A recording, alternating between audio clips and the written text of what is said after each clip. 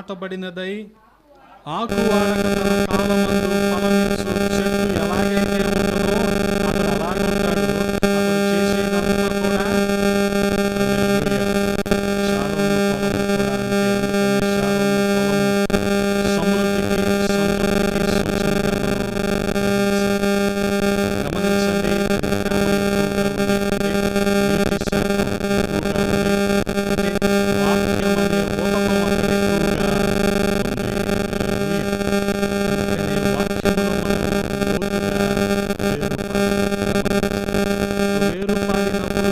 భావజాలము కూడా మనల్ని మోసం చేయలేదు. అపవాది తంత్రాలు మనల్ని మోసము చేయలేవు. ఆ రీతిగా ఆ ఫలాన్ని మనము పొందుకుంటాం. అందుకే షారోను పొలములో ఎవరైతే ఉంటారో వారికి ఏ చీకు చింత ఉండదు. హల్లెలూయా.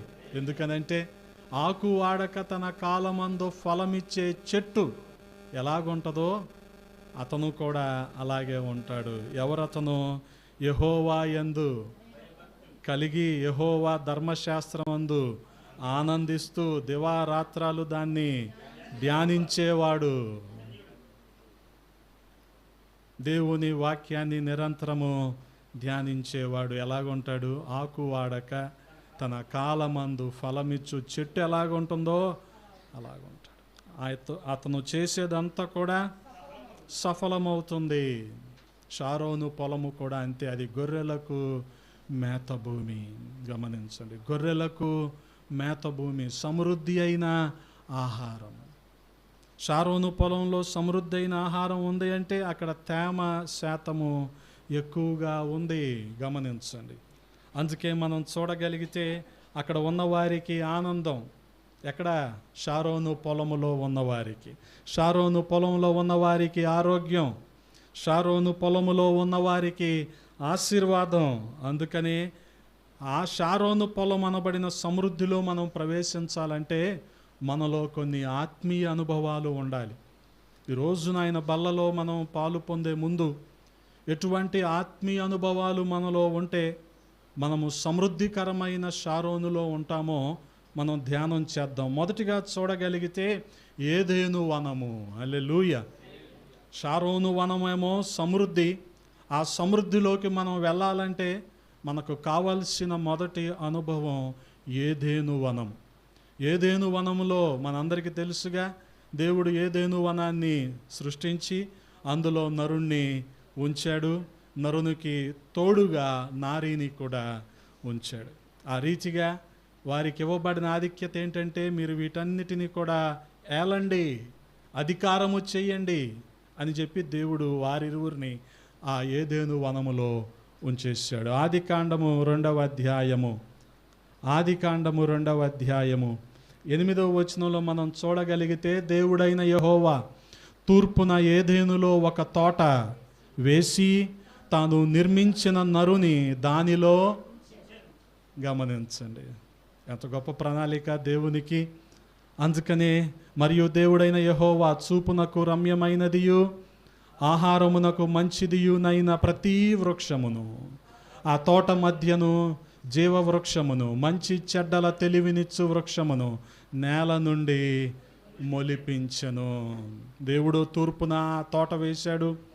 ఆ ఏదేను వనములో దేవుడు నరుణ్ణి ఉంచాడు. అంత మాత్రమే కాదు, 3వ అధ్యాయము 8వ వచనంలో చూద్దామా ఒకసారి.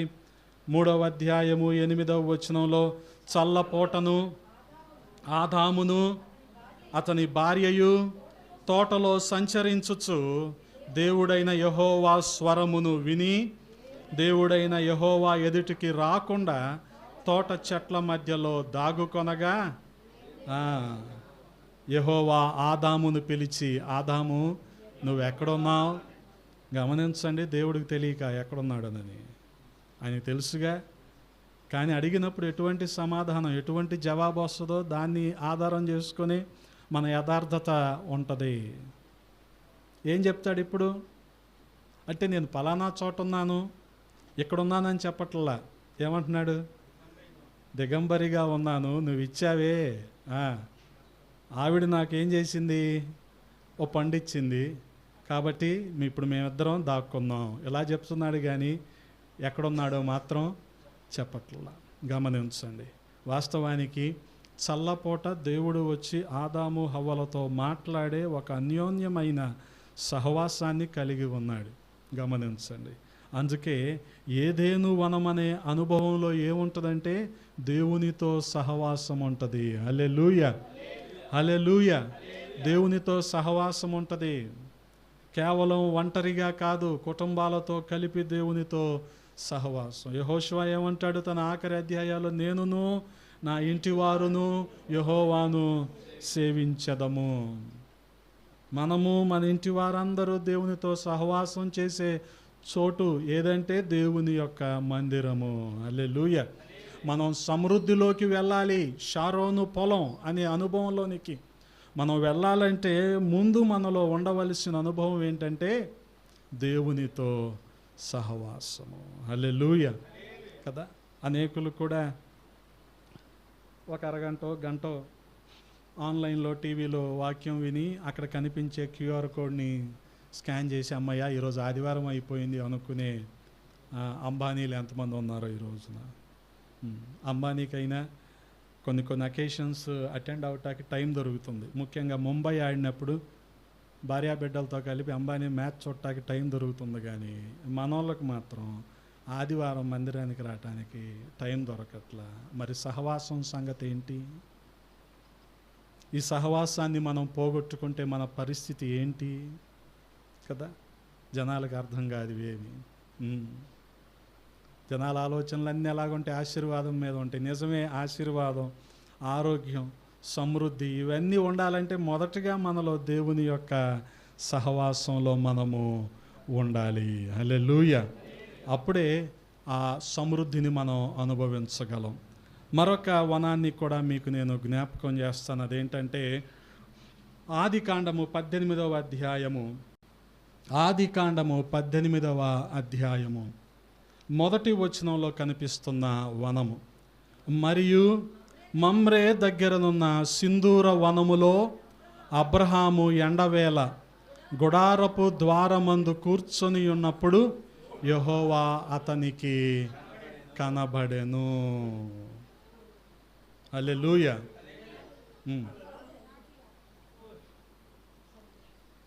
గుండు అక్కడే ఉండు.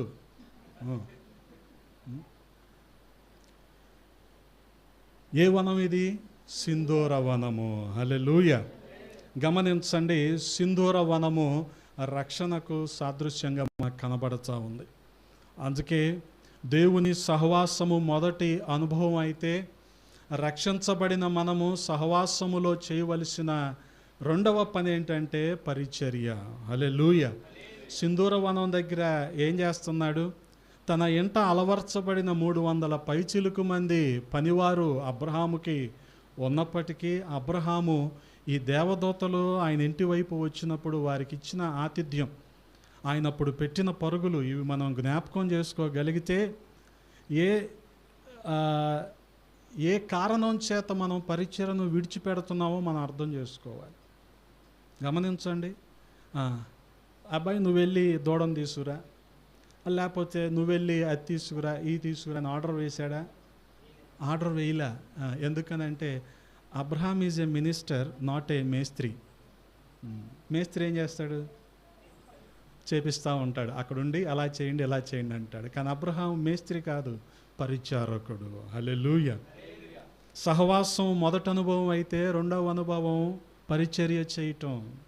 ఇది చాలా ప్రాముఖ్యమైనది. సహవాసం ఈజ్ నాట్ ఆనాజానా, రావటం వెళ్ళటం మాత్రమే కాదు. గమనించండి, సహకరించటం ఇది చాలా అవసరం. మనం ఆ ఫలాన్ని పొందుకోవాలంటే పరిచర్యకు సహకరించటం, పరిచర్యలో పాలు పొందటం అనేది చాలా ప్రాముఖ్యమైనది. ఎందుకనంటే అబ్రహాం ఏం చేశాడు? మెత్తటి పిండి శారాయి దగ్గరికి తీసుకెళ్ళి రొట్టెలు చేయమన్నాడు. ఇతనే మందలోకి వెళ్ళి ఆ దూడపిల్లను తీసుకొచ్చాడు. ఏంటండి ఈ ముగ్గురు కోసం అంత హడావుడి చేయాలంటే? అదేగా మన హాస్పిటాలిటీ, మన ఆతిథ్యం అదే కదా. గమనించండి, హెబ్రీలకు రాసిన పత్రికలో ఉంటుంది, ఆతిథ్యం చెయ్య మరవద్దు. ఎందుకనంటే కొంతమంది తెలియకుండానే దేవదూతలకు ఆతిథ్యం ఇచ్చారు. గమనించండి, హాస్పిటాలిటీ చాలా ప్రాముఖ్యమైనది. అందుకే అబ్రహాము వెళ్ళాడు, ఆ దూడపిల్లని తీసుకొచ్చాడు, దాన్ని కూడా సిద్ధం చేయమని చెప్పాడు. బహుశా దగ్గరుండి వడ్డించి వారు తినేటప్పుడు చెప్తా ఉన్నాడేమో, ఏది సుబ్బయ్య మెస్సులో చెప్తారు కదా, చెప్తే ఏం జరుగుద్ది?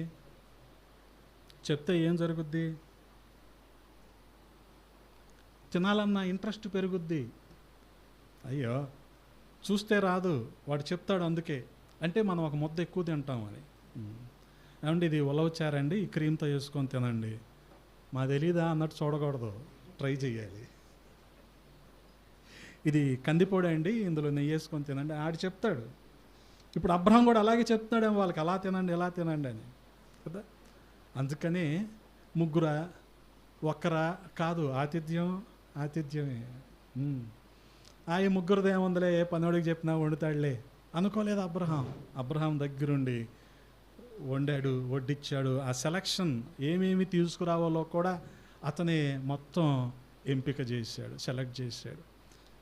కొన్నిసార్లు నేను కొన్ని మారుమూల ప్రాంతాలకి మీటింగులకి వెళ్ళినప్పుడు, ఈ మధ్య ఒక మీటింగ్కి వెళ్ళా, ఒక ఆదరణ కూడికి వెళ్ళా.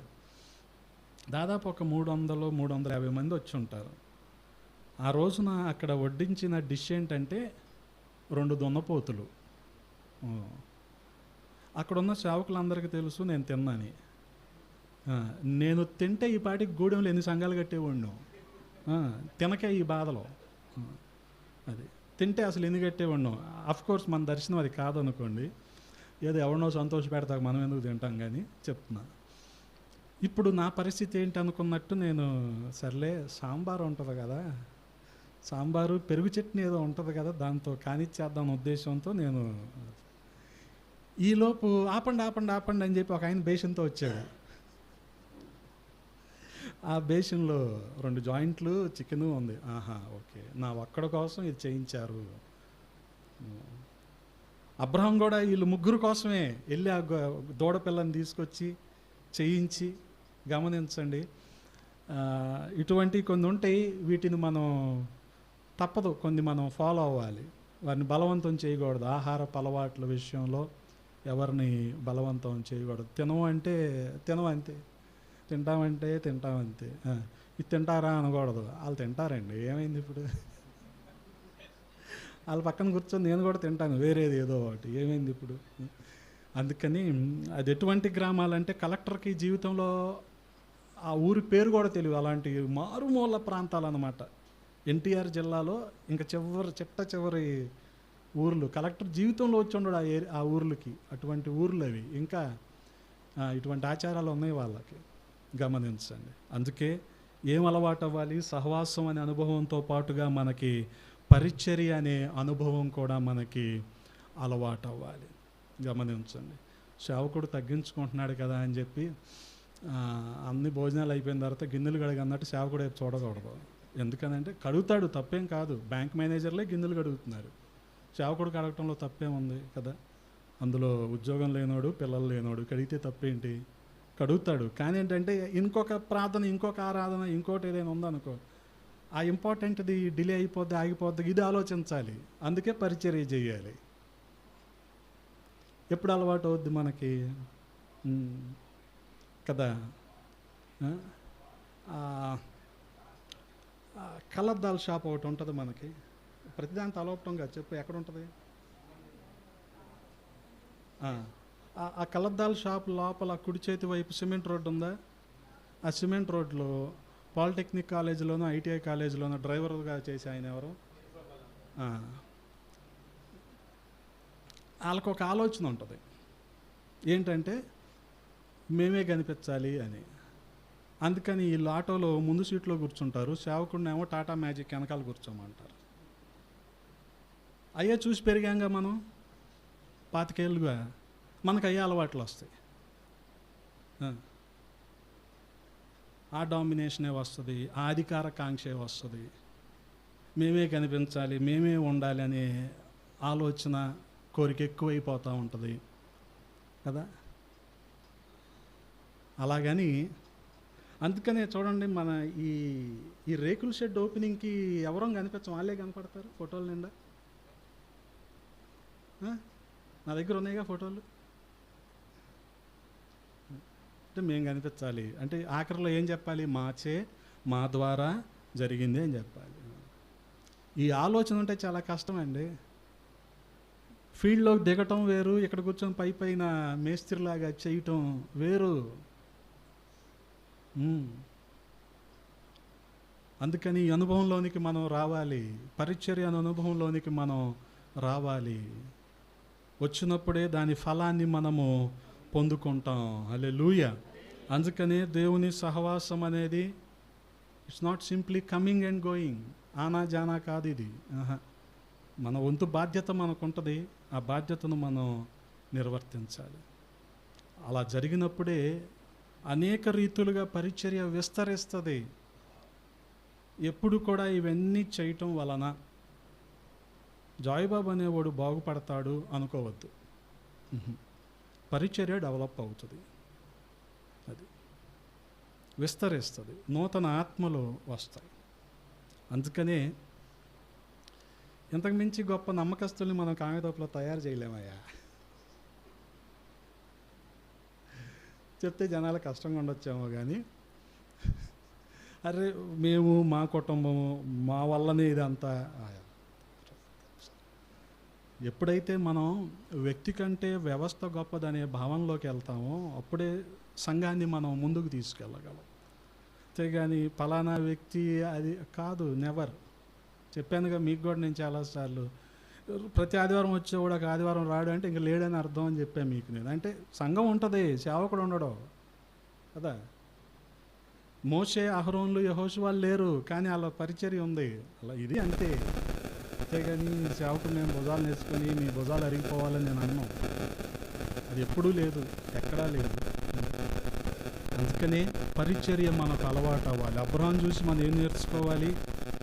పక్క వాళ్ళకి నువ్వు చేయని చెప్పడం కాదు, మనమే చెయ్యాలి. అబ్రహాం ఆ రీతిగా చేశాడు. ఆ మొదటి 5 వచనాల్లో చూస్తే ఇవన్నీ మనకు అర్థమవుతూ ఉంటాయి.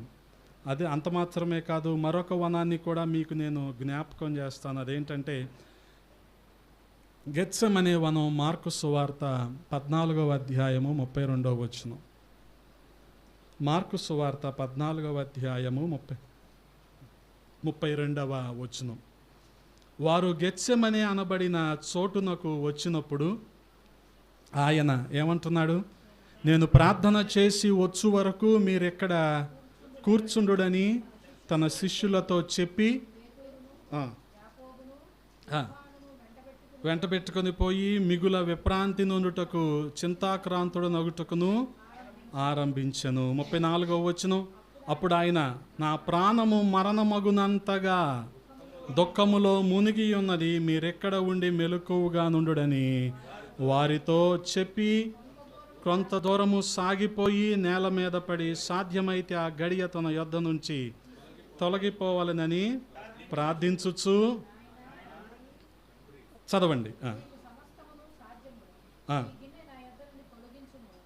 అయినను నీ చిత్త ప్రకారమే. గమనించండి, ఇది గెత్సెమనే వనము దేవుని చిత్తము జరిగిన చోటు. ముఖ్యంగా ఈ వనము దేవుని యొక్క త్యాగము, సమర్పణను మనం చూస్తూ ఉంటాం. కేవలము సహవాసము, పరిచర్య మాత్రమే కాదు, మనకు సమర్పణ, త్యాగము కూడా అవసరం. ఎందుకని? మరణమయ్యేంత రీతిగా ఆయన శ్రమపడ్డాడు. దాన్ని బట్టి ఈ రోజున మనం ఆ విలువైన రక్షణను అనుభవిస్తూ ఉన్నాం. ఆయన సాక్షాత్తు దేవుడయ్యుండి ఆయన అన్న మాట ఏంటి? నా ఇష్టం కాదు నీ చిత్తము అన్నాడు. హల్లెలూయా. ఎప్పుడు అనగలం?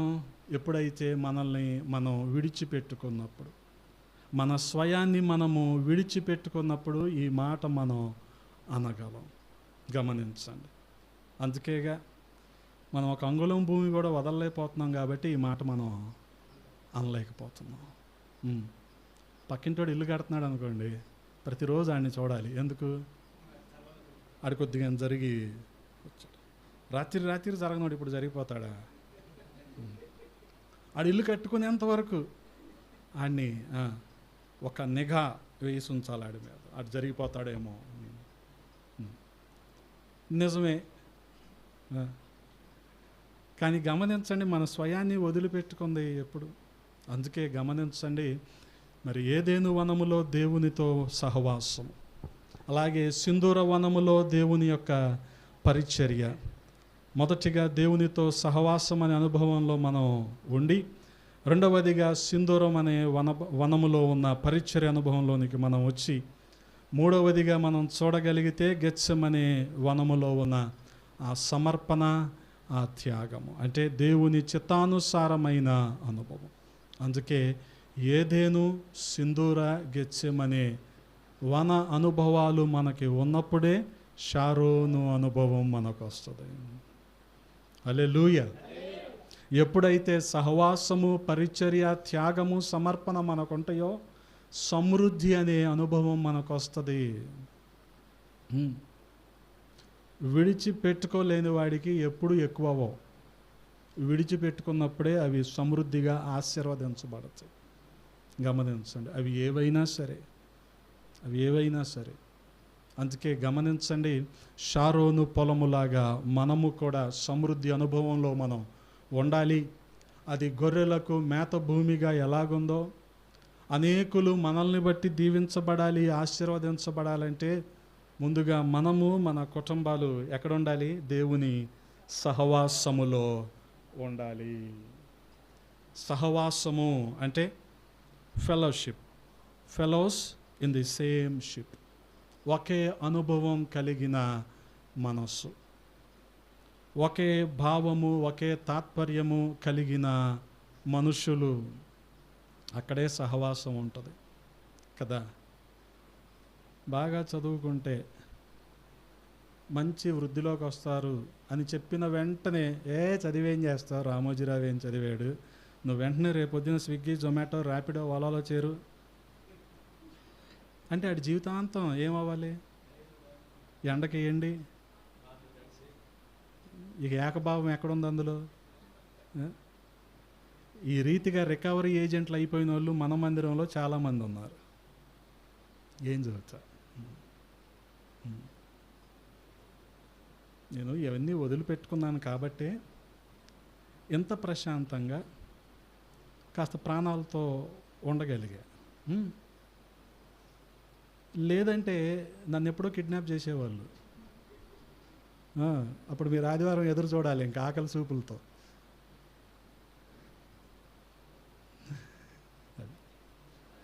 ఆఖరికి మన మందిరం నానుకున్న వారిని కూడా కనగలిగిన సామర్థ్యం మా చెల్లికి ఉంది. మన మీటింగులకి గొడవలు చేయించగలిగిన సామర్థ్యం వాళ్ళకు. నేను తండాలోకి వెళ్తే ఒకవేళ రాత్రి 8-8:30కి వెనక్కి తిరిగి వచ్చేసేటప్పుడు, వచ్చేసేలోపు నా బుల్లెట్లో ఒక 2 గంజాయి ప్యాకెట్లు పెట్టి నన్ను పట్టించే సామర్థ్యం వాళ్ళ దగ్గర ఉంది. అందుకని నేను ఇవన్నీ వదిలిపెట్టేయాలి. అప్పుడు ఈ సంఘం నిలబడుద్ది, నా పరిచర్య నిలబడుద్ది. ఇది అర్థం చేసుకోవాలి జనాలు. ఇలా కామ్గా జనాలకు కనపడకుండా, అందుకనే కనీసం పెయింట్లు వేసినప్పుడు కూడా నేను ఎందుకు రానంటే అందుకే రాను. అందుకని సహవాసం అంటే మీరు ఎప్పుడు చాలా జరుగుతుంది చాలా అనుకోకండి. ఎప్పుడు దీని వెనుక అంత ప్రయాస, అంత సమర్పణ, అంత త్యాగం ఉంది కనుకనే పరిచర్యలు వెళ్తున్నాయి. వేరే పరిచర్యతో మనకు పోలిక లేదు. ఎందుకంటే మన ప్రయాసం మందే, మన దర్శనం మందే, మనకుంది మన బాధలో. అందుకని కాస్త ఈ మాత్రం బతుకుందామంటే, ఏ గంజాయి బ్యాచ్ నా మీద పడలేదు ఇంకా అంటే నేను ఇట్లన్నిటికి దూరంగా ఉండటం లేదు అనుకొని ఏదైనా కొద్దిగా ఆ మసీద్ దగ్గర ఏంటి సంగతి అన్నాను అనుకో, రేపొద్దున నా పని అయిపోయింది. ఏం మాట్లాడకూడదు. అయినా మనకెందుకు అయ్యింది. ఇప్పుడు త్వరలో మనకు ఒక బస్సు వస్తుంది, మనం సువార్తకి వెళ్తాం. త్వరలో తండాల్లో కూడా 2-3 స్థలాలు వస్తాయి, మందిరాలు కట్టుకుంటాం. అక్కడ చేసిన వాళ్ళే, అక్కడ ఎదిగిన వాళ్ళే పరిచర్య చేస్తారు. ఇంకేం కావాలి అంతకు మించి మనకి కదా. ఇప్పుడు కుమ్మరికుంట కూడా ఆఖరికి అలాగే చేస్తారు. ఇంకా అంతకుమించి ఏం కావాలి మనకి? మనం ఉన్నదాన్ని పరిచర్యకు వినియోగించామా లేదా, యథార్థంగా ఖర్చు పెట్టామా లేదా, నమ్మకంగా ఉన్నామా లేదా, ఇది ఎప్పటికప్పుడు పరిశీలించుకుంటుంటే చాలు. అంతేగాని జనం సొమ్ముతో జలసాలు చేయాల్సిన అవసరం అస్సలు లేనే లేదు. అందుకే ఏ అనుభవంలో ఉండాలి మనం? దేవునితో సహవాసం. సహవాసం అంటే ఒకే భావన, ఒకే ఆలోచన, ఈ ఒకే ఏకాభిప్రాయం ఉండాలి, ఒకే మనస్సు కలిగి పని చేయాలి. గమనించండి, సేవకుడు ఒకటి చెప్తే దానికి పూర్తిగా విభిన్నంగా చేయటం కాదు. దాంతోపాటు పరిచర్య అనుభవం ఉండాలి. పరిచర్య అనుభవం ఉండాలి. సేవకుల మీటింగ్ అయిపోయింది, గిన్నెలన్నీ కడుగుతున్నా. మరి కడిగేటప్పుడు ఈ గంజి షర్ట్ ఎందుకు? అందుకని తీసేసి కడుగుతుంటే, డేవిడ్ రాజు గారు వచ్చాడే అంటున్నారు వాళ్ళు. అంకుల్ ఎక్కడికో వెళ్ళిపోయాడు అనుకున్నా, ఇక్కడే ఉన్నాడు. ఏది కడిగితే ఉన్నట్ట.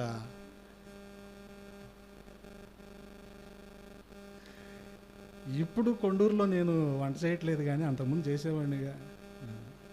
తర్వాత మెల్లగా వంట చేసే స్త్రీలు తయారయ్యారు, వాళ్ళు చేస్తున్నారు. ఒక ఆయన అంటాడు, ఒక పెద్ద మనిషి, అయ్యగారు మీరు చేస్తే బాగుందండి, వాళ్ళు చేస్తుంటే బాగట్లేదు అంటే. ఇప్పుడు నేను పాటలు పాడటం, వాక్యం చెప్పటం కానీ పక్కన పెట్టి ఆ రెడ్డి గారిని సంతోష పెట్టడం కోసం నేను వంట చేయాలి. అప్పుడంటే సంఘ సభ్యులు ఎక్కువ మంది లేరు, 4-5 ఉండేవాళ్ళు 7-8 ఏళ్ల క్రితం. అప్పుడు చేసేవాడిని ఏదో 10 మందిలో. ఇప్పుడు కుదరదు, ఇన్ని చోట్లకి తిరిగి ఇవన్నీ అవ్వవు. అందుకని పరిచర్య అనుభవం మనకి ఉండాలి. వాటితో పాటు గెత్సెమనే తోటలో ఏ రీతిగా అయితే తనను తాను త్యాగం చేసుకునే రీతిగా యేసుక్రీస్తు ప్రభువు వారు ప్రార్థన చేసి తండ్రి చిత్తానికి అప్పగించుకున్నారో, ఈ అనుభవం కూడా మనకి ఉండాలి. అప్పుడే మనం ఏ అనుభవంలోనికి వెళ్తాం? షారోను పొలము అనే సమృద్ధి అనుభవంలోనికి వెళ్తాం. అటువంటి కృపా దేవాది దేవుడు మనందరికీ దయచేయునుగాక. ఆమేన్. తలలో వంచండి, ప్రార్థన చేసుకుందాం. పరిశుద్ధుడా, ప్రేమ కలిగిన తండ్రి, ఈ ఉదయాన్న కొద్ది మాటలు ధ్యానించటానికి కృపనిచ్చారు. స్తోత్రాలు రాజా. సమృద్ధి అయిన షారోను పొలము అనుభవంలో మేము ఉండాలంటే నాయన, మీ సహవాసం అనబడిన ఏదేను అనుభవంలో మేము ఉండాలి. పరిచర్య అనబడిన సింధూరవనం అనుభవంలో మేము ఉండాలి. మీ త్యాగానికి, మీ సమర్పణకు సూచనగా ఉన్న గెత్సెమనే అనుభవంలో మేము ఉండాలయ్యా. ఈ అనుభవాలను బట్టి ప్రతి ఒక్కరిని దీవించి ఆశీర్వదించమని, సమృద్ధి పదములో నడిపించమని యేసయ్య నామంలో అడిగి వేడుకుంటున్నాము తండ్రి. ఆమేన్.